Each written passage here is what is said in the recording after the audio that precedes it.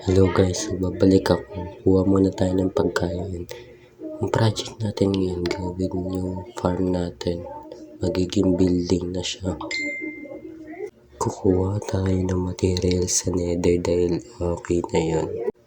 At pagkalaman ko yung wood doon, hindi nasusunog. Maganda yun dahil kapag nagkagulo kami, hindi madadama yung farm ko sa nangyayari. Online kami ngayon 3.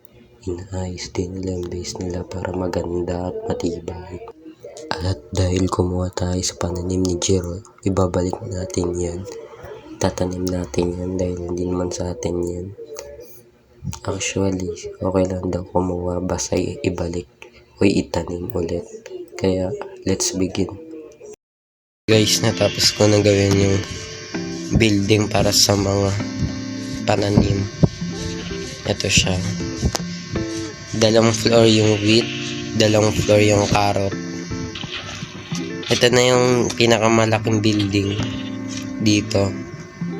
Mukhang mas malaki pa rin yung nether portal. Yun lang guys, magti-trade muna kami. Bukas ko papakita yung makukuha namin.